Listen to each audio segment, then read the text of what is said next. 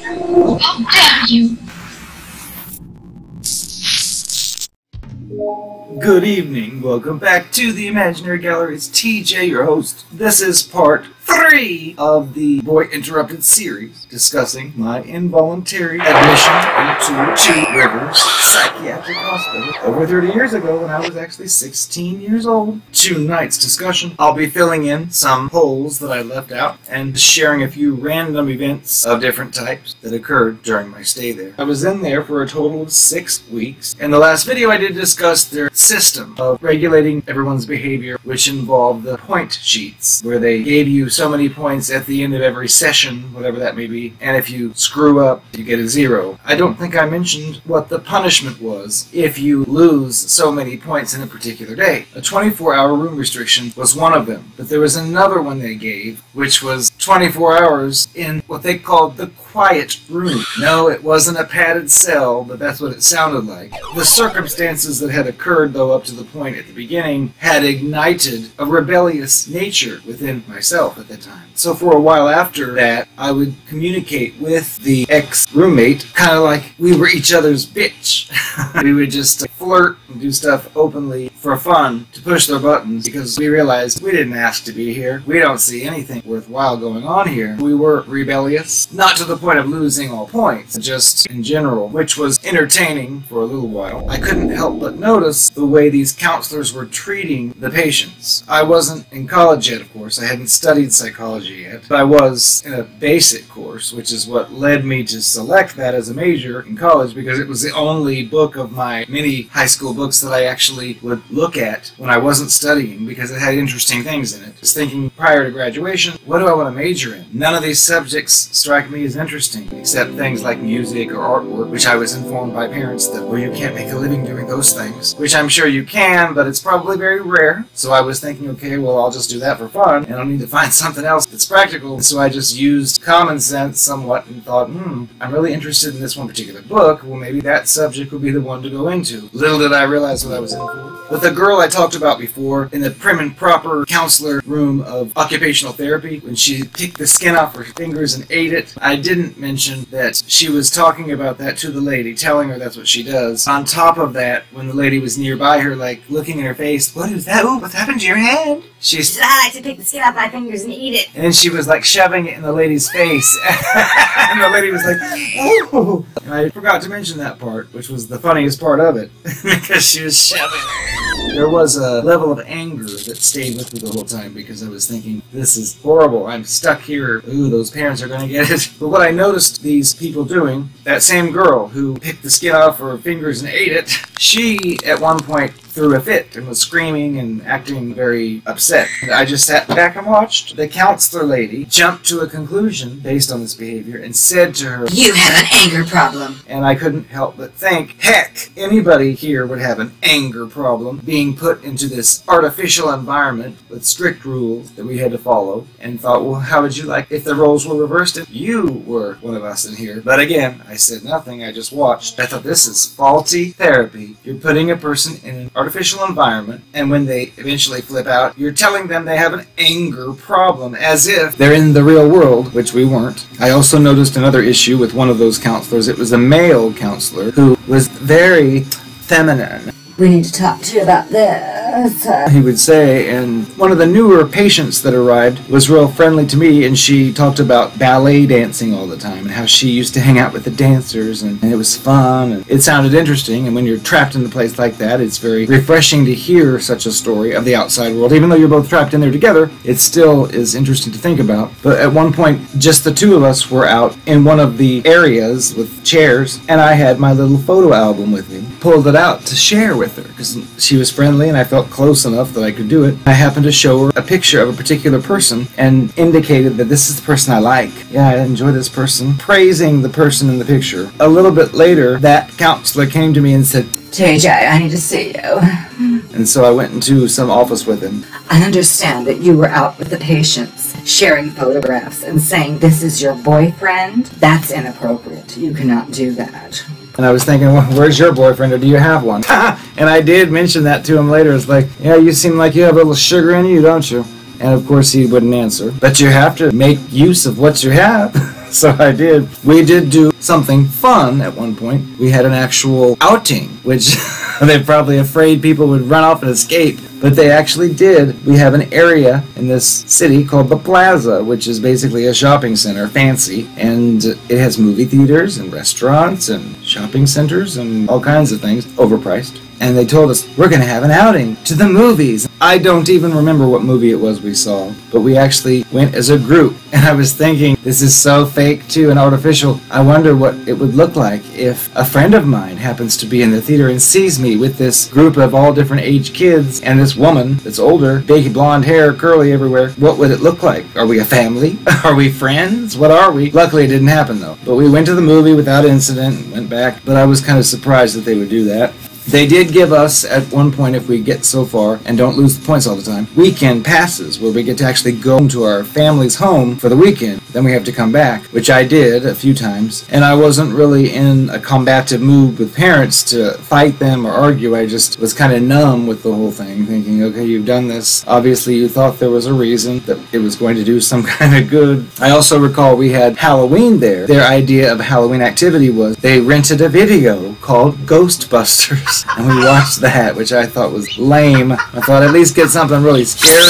And we did have study sessions, which most of us were in school, so kind of like a study hall room, but it would be where we would get our individual assignments and we would work on them, whatever they may be. Some people didn't have lots of things to do, so they also had alternatives. And one of the alternatives was they had headphones and an old-fashioned cassette player. They were kind of nice at this point. The lady with the big blonde hair was going to go to a record store, and she wanted a listing of musical groups that we liked, so she could go buy some albums and bring them back to us for such sessions where if you don't have any homework to do, you don't want to disrupt the others, you can put some headphones on and listen to music. And I do recall at this time, I listed it, the Human League, or Human League, had a new album out called Crash. I'd bought their albums before, I'd listened to them, I knew they had their radio hits, I also knew they had spooky stuff in there too, and I remember that the lady brought that back and I was surprised, and of course I was busy that day working on studies, but there was a girl who said she was a witch. The witch girl, she took that tape and you said, I want to listen to that one. And I was strangely thinking that, yeah, she thinks she likes it because that hit Human on the radio. Wait till she hears the rest. I was just assuming that it was going to have some weird or some dark type sounds that being a witch she probably would like.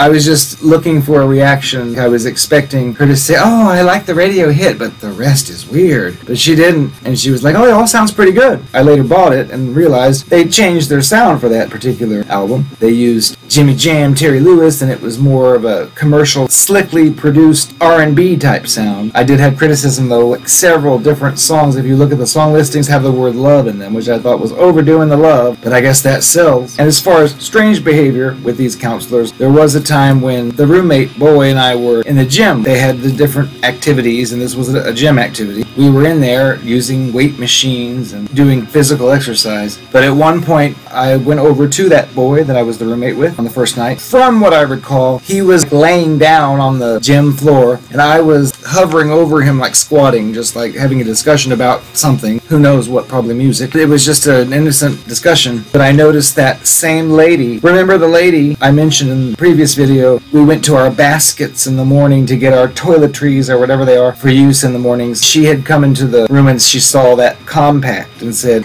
Oh, that's makeup. You're not supposed to have that. Like she was showing her authority, and she didn't try to take it. I explained to her it's not makeup. Well, that same lady did something else that was strange. It was in the gym. After this discussion, which was several minutes long, the counselors rounded us all up to go back into the regular living area. That lady said, let me have your sheet. And then she, to my surprise, deducted points, and she had written down the offense, which was displaying feminine behavior, which never got explained. I never understood what she meant because nothing was feminine. I wasn't dressing up as a narcopath or anything like that. I was simply discussing whatever with this person. So that was a mystery. And it just added to my thoughts that these people are unstable. They don't have any type of direction. They don't know what they're doing. But I kept my mouth shut. After these interactions, I developed a strong distaste for this woman. I wonder why. It seemed like she was picking at me for no reason because I didn't do anything to her. At one point, I was in one of the rooms she was in, having a discussion with one of the other patients there, and was just talking about skin. And I had mentioned something about acne. saying like, yeah, I keep getting acne on my face here. I don't know. I was 16. And then that lady, the makeup lady and the feminine behavior lady, said, You know, Clinique makes some really nice products that you could use and da-da-da-da. and I said, Clinique? I said, that's makeup. You're recommending makeup? Considering all she'd said before. And then she said something like, Well, I figure when you get out of here, you're gonna do what you're gonna do. that was crazy. And then a time I got into severe trouble there, which was, again, something that was not warranted as far as I was concerned. We'd moved into a different area, or a different wing of the building. Still, I was alone in my room. They called our names in the evening if we had medications. We'd walk up to the desk, get it, take it, and go back to our room. Well, one particular evening, other people were planning mischief, which I had no idea about. I had gone up to the counter. I was wearing these little gym-type shorts and a tank top or t-shirt. Walking up there, no one else was around, and I walked up to get my medication, and the lady turned her back and went somewhere else to get it. During this period, little did I know, that first night roommate was pulling a trick, and he came running up behind me and yanked at my shorts, yanked them straight down. I was shocked and surprised, immediately jumped downwards to pull them up and everything, but at that very moment, the medication lady just happened to have walked up. She saw me doing this, and she said, Give me your sheet. and I was punished for pulling my shorts back up. She didn't see the first part, as if I went up there to get my medicine and thought, oh, everybody look, which is not the case, but it was just so wrong. I didn't learn anything from that except how incompetent they were. So maybe it's a good thing the place no longer exists. I am the Narcopath of your wildest dreams. I know you want me. It's obvious. Way number one, I used you. Remember the first night you took me out? Said you had to stop by your place and apologize like it would be some kind of inconvenience? I was counting on it and hoping on it, because that allowed me to start my assessment right off the bat. Number one, real estate. Empty real estate, aside from you. See, I'd been living with my whore roommate, who had crackheads spending the night on our porch every night, and I couldn't get a beauty night's sleep. So when I saw that you had your own place, and it was big enough for me and my things, that scored you a lot of points.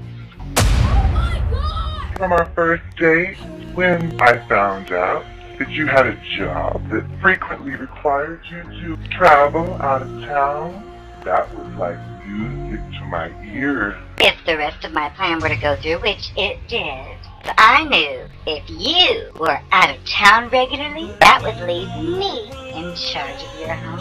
Of course, I never hinted at any of these things. I let you think that they were all your idea. Like when you mentioned how you didn't have to pay for a dog or cat sitter because I was there, and I made sure to have bacon hidden in my pocket so the dog would like me better than you, and it worked. I am so resourceful and crafty, you have no idea. But it gave me free access to your real estate, which in turn allowed me to have my wild hooker parties without your knowledge. And it worked too for the first several months. Way number two was transportation. Notice how I casually asked you, is this your roommate's car? That was kind of a trick to try to get you to tell me you didn't have a roommate. When you told me that you owned it, point number two, I knew that there was hope for you, my next love interest. Just in case you're a little confused and wonder, how do these things equate to me using you? I made sure to tell you at any opportunity just how horrible life was with my whore roommate. I was hoping to get the hint and eventually ask me to stay with you. When that didn't happen, I knew you had the car, I knew you had the home. So I called you that night in a fit of tears about how I just didn't know what I was gonna do. I can't stay here one more night with these awful roommates. You took the bait and you asked me to stay with you. How did I use you for 1 and 2? Bingo! What ties into this is that you have a sweet nature which allowed number 1 and 2 to occur.